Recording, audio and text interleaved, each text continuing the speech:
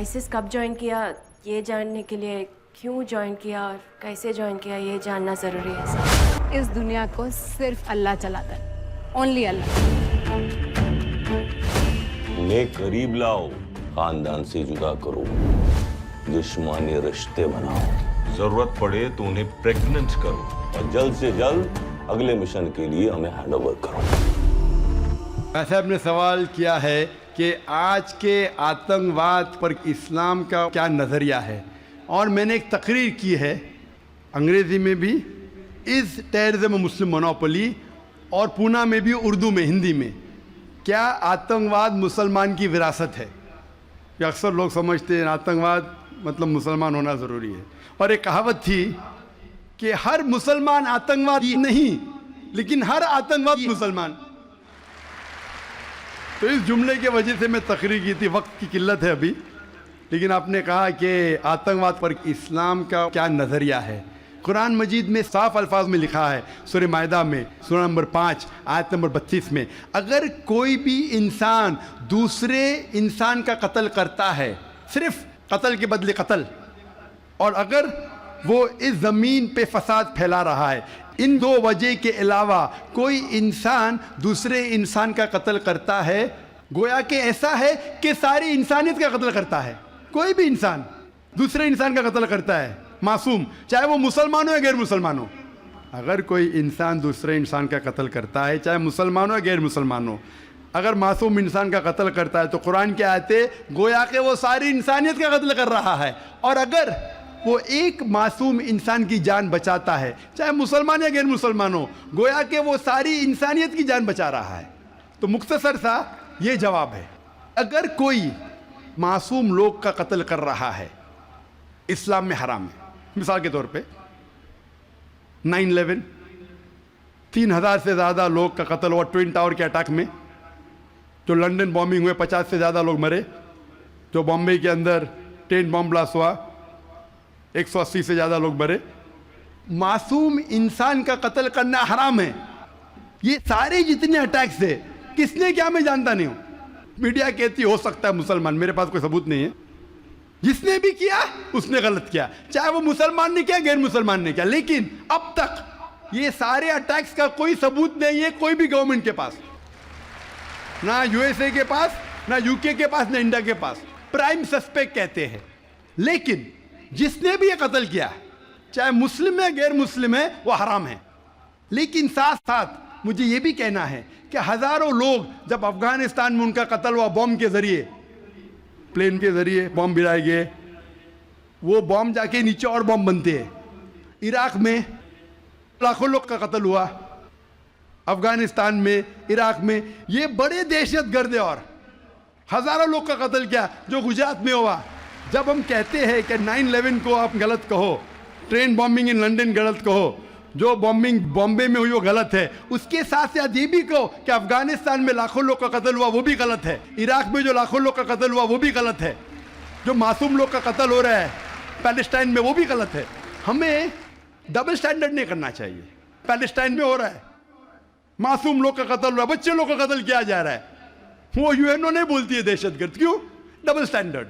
तो जो भी मासूम इंसान का कत्ल कर रहा है, चाहे वो मुसलमान हो या गैर मुसलमान हो, वो दोषी है और हराम है। इस्लाम इसकी सख्त मुखालिफत करता है।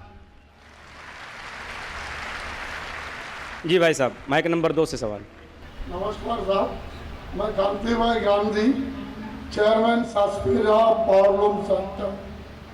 मेरा सवाल सिर्फ एक ही है, जिहाद का एक्चुअल मीनिंग क्या है, और जिहाद के नाम पे जम्मू कश्मीर में जो आज खून खराबा हो रहा, उसके ऊपर आपकी प्रतिक्रिया क्या है?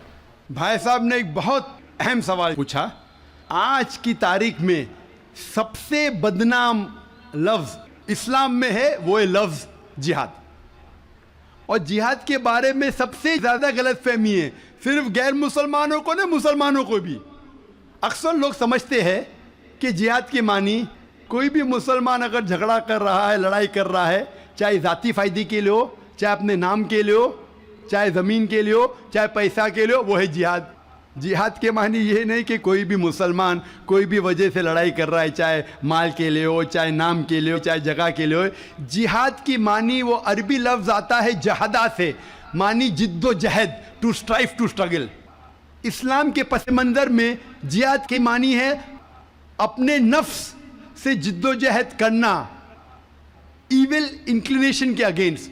जो अपना नफ्स बुरे चीज़ें चाहता है, अपने नफ्स के खिलाफ जिद्दोजहद करने को कहते हैं जिहाद। अगर आप माशरे को सुधारने के लिए जिद्दोजहद कर रहे, उसे कहते हैं जिहाद। अगर आप सेल्फ डिफेंस में लड़ रहे हैं, उसे कहते हैं जिहाद। अगर आप ऑपरेशन के खिलाफ झगड़ा कर रहे हैं, उसे कहते हैं जिहाद। जिहाद के मानी है जिद्दोजहद करना। और अक्सर मीडिया में कहा जाता है जिहाद के मानी होली वॉर। सिर्फ गैर मुसलमान ने, कई मुसलमान भी इन्वर्टेड कॉमर्स में अपने आप को स्कॉलर समझते हैं, जिहाद का तर्जुमा करते होली वॉर। बिल्कुल गलत है। होली वॉर अरबी में हर्ब मुक़द्दसा, और आप कुरान मजीद उठाओ, कहीं भी कुरान मजीद में हर्ब मुक़द्दसा नहीं लिखा है, कोई भी हदीस में नहीं लिखा है।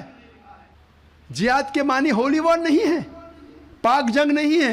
ये लफ्ज़ होली वॉर सबसे पहले इस्तेमाल किया गया था क्रिश्चियन क्रूसेडर्स के लिए। जब क्रिश्चियन क्रूसेडर्स क्रिश्चियनिटी के नाम पे हज़ारों लोग का कत्ल किए, उसे कहते थे होली वॉर। आज वो इस्तेमाल हो रहा है मुसलमान के लिए। जिहाद डजंट मीन होली वॉर। आपने कहा कि कश्मीर में जो हो रहा है, मारना, लड़ना, झगड़ना, क्या जिहाद है? अगर वो जिद्दोजहद कर रहे हैं कुरान और हदीस के मुताबिक, अपने नफ्स के खिलाफ, जो गलत चीज़ है उसके खिलाफ, माशरे को सुधारने के लिए, तो वो सही जिहाद है। और जिहाद दो किस्म के होते हैं। एक होता है जिहाद फी सबीलिल्लाह, अल्लाह के राह में जिहाद, जो कुरान और हदीस के मुताबिक है। दूसरा जिहाद है जिहाद फी सबीलिल्लाह शैतान, तो शैतान के राह में जिहाद करना। जिद्दोजहद कर रहे माशरे को बिगाड़ने के लिए, उसे कहते हैं जिहाद फी सबीलिल्लाह शैतान। हर मुसलमान को करना चाहिए जिहाद फी सबीलिल्लाह, जिद्दोजहद कुरान और सही हदीस के मुताबिक। कश्मीर में क्या हो रहा है, मैंने कोई इंटरव्यू लिया नहीं उनका, जो मैं प्रेस में सुनता हूँ, मैं इसकी तहकीक नहीं किया हूँ। कुरान में लिखा है सूरह हुजुरात में सूरा नंबर 49 आयत नंबर 6 में, जब भी कोई मालूमात आप तक पहुँचती है उसकी तहकीक करो तीसरे को पहुँचाने के पहले। मैं तहकीक नहीं किया हूँ, इसलिए कह नहीं सकता हूँ कौन सा जिहाद है।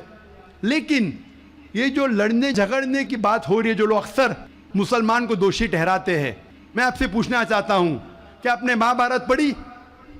महाभारत में लड़ने झगड़ने के मंत्र कुरान से कई गुना ज्यादा है। महाभारत में लड़ने के श्लोक मंत्रा कुरान मजीद से कई ज्यादा है। भगवत गीता एक महाभारत का हिस्सा है, 18 जुज, 18 चैप्टर्स अनुशासन पर्व के, जिसमें श्री कृष्ण अर्जुन को एडवाइस देते हैं, समझाते हैं। जब हम पढ़ते हैं भगवत गीता चैप्टर नंबर 1 मंत्रा नंबर 43 से 46 तक के, अर्जुन कहता है, अपने जो हथियार है जमीन पर रख के अर्जुन कहता है कि मैं इस मैदान जंग में निहत्था मरने को पसंद करूंगा बनिस्बत अपने रिश्तेदारों से लड़ूं और झगड़ा करूं। चंद श्लोक बाद Bhagavad Gita chapter number 2 verse number 2 और 3 श्री कृष्ण कहते, Arjun how can you be so important. Hindi में तर्जुमा करूंगा, आप नपुंसक कैसे बन गए? क्षत्रिय का धर्म है लड़ना, और आप अगर लड़ेंगे तो आप जाएंगे स्वर्ग में। भाग्यवान है वो क्षत्रिय। Bhagavad Gita chapter number 2 verse number 31, भाग्यवान है वो क्षत्रिय जिसको लड़ने का मौका मिलता है। तो क्या भगवत गीता गलत है? इस पस मंजर में हम जानते हैं कि यहां श्री कृष्ण कह रहे अर्जुन से हक के लिए लड़ो। मैं अगर ये कहूँगा कि भगवत गीता कहता है, श्री कृष्ण कहते हैं कि अपने रिश्तेदारों का कत्ल करो, ये शैतानी हरकत है, पस मंजर के खिलाफ है। अगर मैं ऐसा कहूँगा कि श्री कृष्ण कह रहे अर्जुन से रिश्तेदारों का कत्ल करो, तो ये शैतानी हरकत है। मैं तालिब इल्म हूँ इस्लाम और दिगर मज़ाहिब का, मैं भगवत गीता पढ़ चुका हूँ।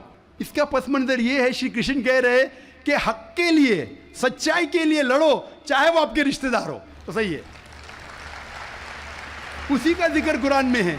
जितने आयत अरुण शूरी और जो इस्लाम के एनिमीज है जो कोट करते हो, पस मंजर में वो हक की लड़ाई है।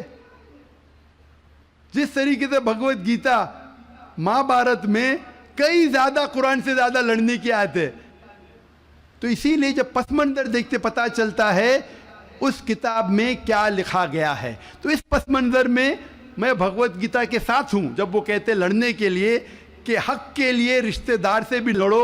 वही आयत कुरान में सूरह निसा में सूरह नंबर 4 आयत नंबर 135 में, या अय्युहल्लज़ीना आमनू, सूरह निसा सूरह नंबर 4 आयत नंबर 135 में, या अय्युहल्लज़ीना आमनू, ए ईमान वालो, अल्लाह के लिए हक की गवाही दो।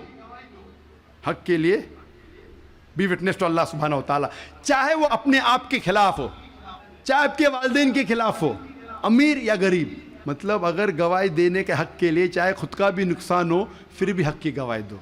तो ये था इन शॉर्ट अबाउट जिहाद। Hope that answers the question.